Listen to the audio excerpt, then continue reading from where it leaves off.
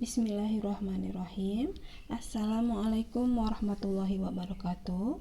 Anak-anakku, bagaimana kabarnya? Baik ya nak ya?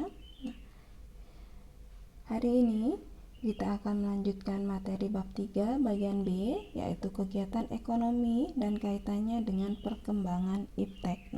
Yang pertama kita akan membahas produksi. Produksi adalah kegiatan yang dilakukan perusahaan untuk memperoleh laba dengan mengombinasi seluruh sumber daya ekonomi untuk menghasilkan barang atau jasa yang ditujukan untuk memenuhi kebutuhan manusia. Kemudian ada beberapa macam nilai guna suatu barang atau jasa. Yang pertama yaitu nilai guna bentuk, kemudian yang kedua nilai guna tempat, yang ketiga nilai guna waktu, dan yang keempat yaitu nilai guna kepemilikan. Nilai guna bentuk diperoleh karena mengubah bentuk suatu barang menjadi barang lain yang lebih tinggi nilai gunanya. Di sini dicontohkan kayu gelondongan diubah bentuknya menjadi kursi atau meja. Kemudian nilai guna tempat. Di sini dicontohkan pasir atau kerikil ya.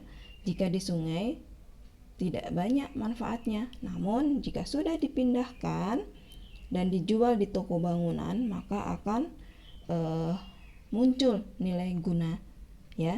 Nilai guna tempatnya itu. Di sini pengertian dari nilai guna tempat yaitu memindahkan barang dari suatu tempat ke tempat yang lain. Kemudian yang ketiga nilai guna waktu. Nilai guna waktu diperoleh karena menggunakan suatu barang pada waktu-waktu tertentu. Contohnya, payung lebih tinggi nilai gunanya jika dipakai pada saat hujan. Kemudian, yang keempat yaitu nilai guna kepemilikan barang. Akan bertambah apabila kepemilikan barang tersebut telah berpindah tangan, misalnya seperti itu. Contohnya, handphone. Jika masih dipajang di toko, maka masih belum terlihat nilai gunanya. Namun, jika handphone tersebut sudah dibeli seseorang dan dipakai, maka akan terlihat nilai gunanya ya. Kemudian kita akan lanjutkan faktor-faktor produksi. Faktor-faktor tersebut terdiri dari sumber daya alam, tenaga kerja, modal, kewirausahaan. Sumber daya alam akan merupakan segala sesuatu yang disediakan oleh alam dan dapat dimanfaatkan guna mencapai kemakmuran ya. Faktor-faktor produksi yang pertama yaitu sumber daya alam, di mana sumber daya alam merupakan segala sesuatu yang disediakan oleh alam dan dapat dimanfaatkan guna mencapai kemakmuran. Kemudian faktor produksi tenaga kerja ya. Tenaga kerja adalah faktor produksi yang mengacu pada usaha manusia baik mental maupun fisik untuk menghasilkan barang dan jasa. Kemudian faktor produksi modal ya. Faktor produksi modal. Di sini semua modal berfungsi untuk membantu kita menghasilkan barang-barang dengan lebih cepat dan dalam jumlah yang lebih banyak. Modal dapat berbentuk uang atau barang. Kemudian faktor produksi yang keempat yaitu kewirausahaan ya. Kewirausahaan merupakan usaha kreatif yang dibangun berdasarkan inovasi untuk menghasilkan sesuatu yang baru, memiliki nilai tambah, memberi manfaat, menciptakan lapangan kerja, dan hasilnya berguna bagi orang lain. Kemudian peran iptek dalam menunjang kegiatan produksi yaitu dari sisi produksi, kemajuan iptek akan membantu kegiatan ekonomi, misalnya yang berkaitan dengan kemajuan mesin-mesin produksi ya. Kita akan lanjutkan yaitu kegiatan ekonomi distribusi. Distribusi adalah kegiatan yang dilakukan oleh orang atau lembaga untuk menyampaikan barang atau jasa dari produsen kepada konsumen yang membutuhkan. Kegiatan utama distribusi apa? Yaitu pembelian barang-barang dari produsen untuk kemudian dijual kepada konsumen. Ada beberapa kegiatan dalam proses distribusi. ya. Yang pertama yaitu pembelian, yang kedua pemilahan dan pengelompokan barang, yang ketiga pembungkusan dan pengepakan, nah yang keempat penggudangan, dan yang kelima pengangkatan dan pengangkutan. Nah, kita akan bahas satu-satu. Yang pertama yaitu pembelian. Pembelian yaitu membeli barang-barang dari produsen. Kemudian yang kedua, pemilihan dan pengelompokan barang, yaitu memilah-milah dan mengelompokkan barang-barang yang dibeli sesuai bentuk, ukuran, dan mutu. Kemudian yang ketiga, pembungkusan dan pengepakan, yaitu kegiatan membungkus dan mengempak barang-barang yang sudah dipilih dan dikelompokkan. Tujuannya untuk apa? Agar barang tidak cepat rusak dan mudah diangkut. Kemudian yang keempat, penggudangan, yaitu kegiatan menyimpan sementara dalam gudang barang-barang yang dibeli tetapi belum bisa langsung dijual. Kemudian yang kelima yaitu pengangkatan dan pengangkutan. Nah, kegiatan memindahkan barang dari lokasi pembelian ke gudang, kemudian dari gudang ke toko atau ke lokasi konsumen. Kemudian kita lanjut, badan-badan distribusi yang terlibat dalam kegiatan distribusi, yaitu terdiri dari apa aja? Nah, yang pertama agen, kemudian ada makelar, ada komisioner, ada importir, eksportir, pedagang besar, dan pedagang eceran, ya. Yang dimaksud agen yaitu perantara yang melakukan pembelian dan penjualan dengan perjanjian. Kemudian yang dimaksud dengan makelar yaitu perantara yang menjual atau membeli barang atas nama orang lain.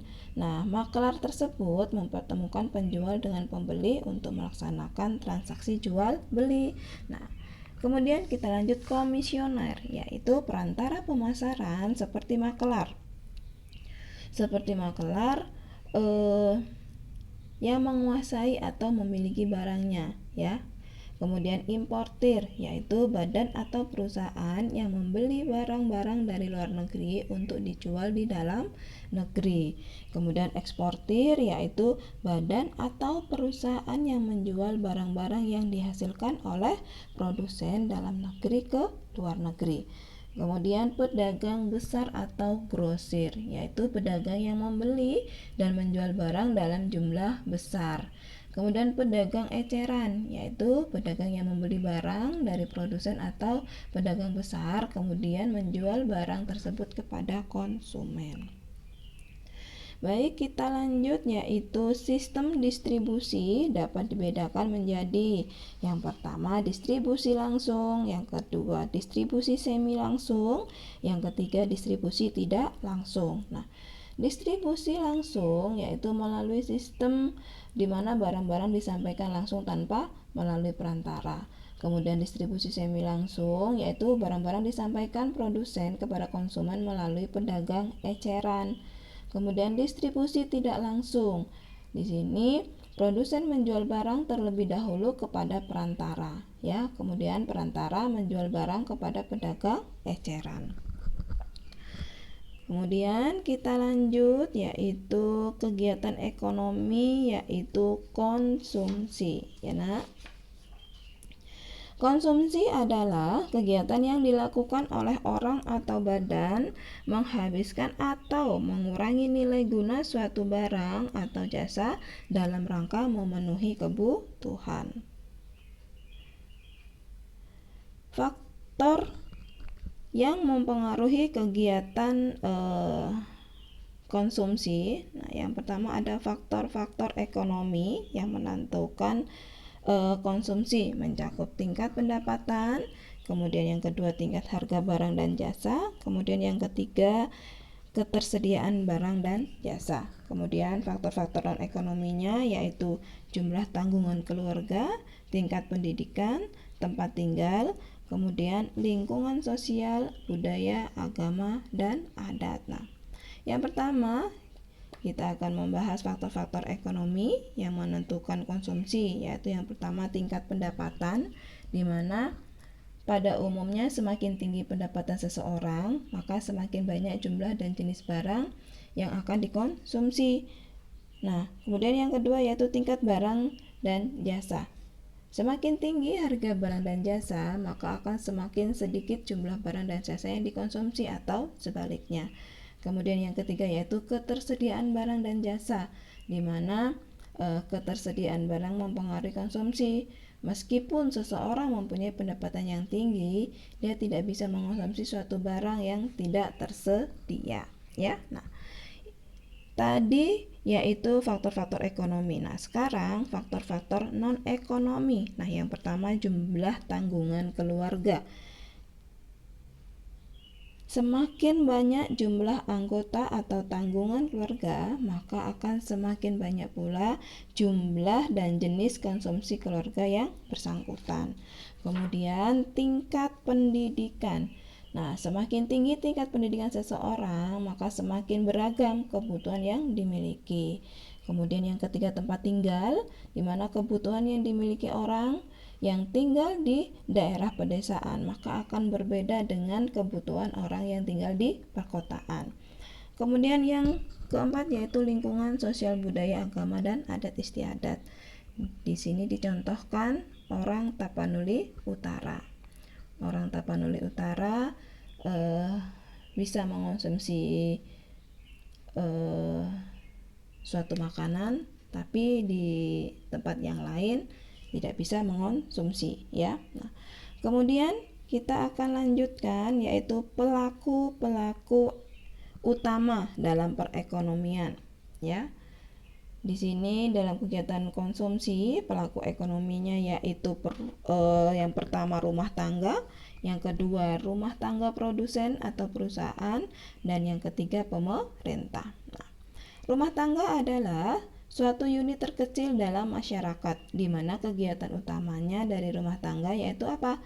Konsumsi, ya. Jadi rumah tangga disebut juga sebagai rumah tangga konsumsi. Kemudian yang kedua rumah tangga produsen, di mana rumah tangga produsen atau perusahaan adalah badan usaha yang menjalankan suatu kegiatan yang bertujuan untuk memperoleh